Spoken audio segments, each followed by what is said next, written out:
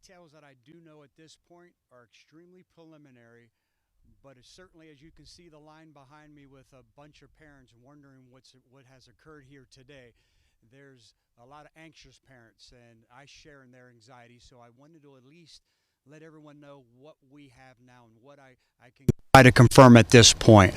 This school is one of the schools that has a program, an early start program, where parents can pay a little extra money. For those parents who start work before 9:24 when school starts in the morning, they can drop off their students starting at 6:30 in the morning. So staff is here early, ready to receive students. We have a gentleman who gets in the line for this early drop-off. As you can see, that's behind me. So he gets in the early drop-off line, would throw up no red flags because everyone's dropping off kids at this point. He starts walking towards the rear of the campus where the entry is for the early start program. He stops, pulls out a firearm, and with a self-inflicted gunshot wound to the head, he takes his own life. The unfortunate part is there were two children that had just been dropped off, were just a few short feet behind him. But I have to tell you what, I'm so impressed with these two children, middle school age children. They didn't panic.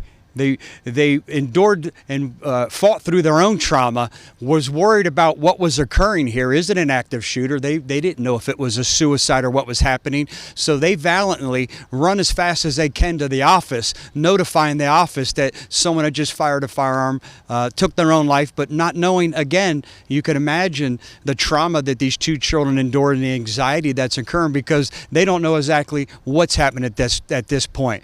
The school district did an absolutely textbook job. They pressed a button on their Centegic system, the emergency notification system that we're so grateful to have here in Hillsborough County with all the schools here, and the school immediately goes into lockdown. What does that mean? All the magnetic doors are locked, the bells and whistles go off, the classrooms are locked, and they did a beautiful job of making sure that there was no threat to student safety at this point. There's a deputy on campus, two more less than a block away, so I can't say within minutes, I can say within seconds, the deputies are here, and they immediately start working through what exactly do we have here. Once they felt comfortable with all the other responding deputies, and as you can notice here, we have a large presence. Whenever a call goes out on the radio with any type of person and firearm, the only thing that our employees hear is that there's a firearm on student campus. So you can imagine when you see the large police presence that's here, it's here now, is because we're going to exhaust every means to find out exactly what occurred here today, how it happened, and work through it. But I've been in contact with the Superintendent Ayers, I've been in contact with Chief Newman with school security, and I have to tell you, I stand here grateful that everything we train for, everything that we work for and train every month on these active drills worked beautifully here today. There's 46 children that have enrolled in this program. There were 34 that were here this morning when this occurred, when this went down. What we believe at this point, again, I can't confirm it.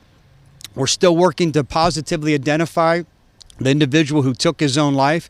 We believe that his ex-wife works here. He's a disgruntled, divorced husband, and maybe this was his last act of defiance. He wanted to come and prove a point to his wife or his ex-wife, who's a school teacher, who's a faculty member who starts work here.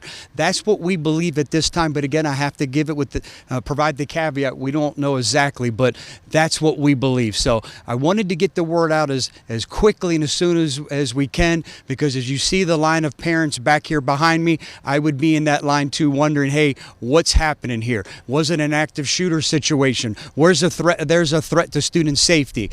To that point, I'll tell you, whenever someone has a firearm on campus, there's always a threat and a risk to student safety. Fortunately, here today, the only threat today was the individual who took his own life.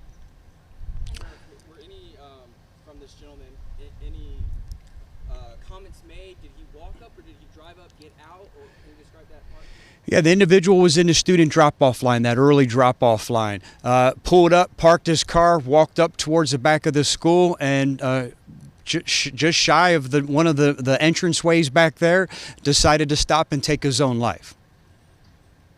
Sheriff, how do you feel that, obviously this is an individual who took his situation could have escalated very quickly if other people were around him closer or he made it into the school. Yeah, there's certainly, whenever you have someone on campus with a firearm, there's always an increased threat to our children, our most vulnerable.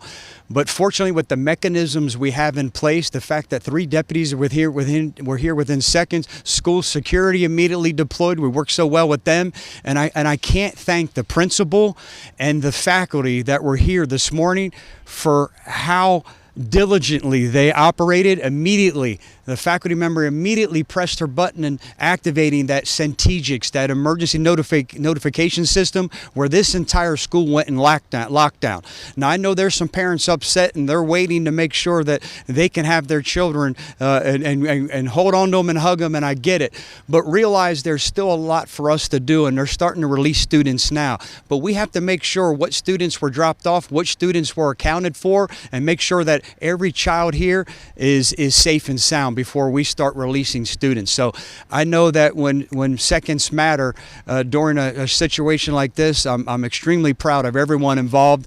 At the same time, I want to thank the parents. I want to thank the parents for being patient. Your children aren't in danger at any point. I don't believe they were ever in danger. Thankfully, the only person who threat to an individual today was the person that took their own life. But again, I'd be remiss if I can't say thank you to the faculty, the staff, and the deputies that were here within seconds. They immediately ensure deploying with their long guns to make sure that no one else was ever in danger except this individual who took his own life. I'm saddened. I'm angered that somebody would take their own life. I'm angered, and even more so, that they would come onto a student campus where our children are and traumatize these children. If you want to take your own life and you believe that's your only option, I feel horrible for you. But to come here and do it on a campus where children had to witness this and they're traumatized now, shame on you. But I have to tell you also, thanks to school security who was here within moments, these 2 children have already met and are currently meeting with grief counselors. So again, the systems we have in place, I couldn't be more proud of, and they immediately went into effect and are working beautifully. Any other questions? Just to the point of the kids that experienced this, I mean, they're with grief counselors. Any gauge on how they are doing just a few hours after? That's a great question. I don't have an update on how the children are doing because they're still meeting with the grief counselors. We'll certainly get an update. This update and any other updates we'll get as we work through this investigation, the Public Affairs Office will update all of you and make sure we put this out. Thank you, everyone. Stay safe.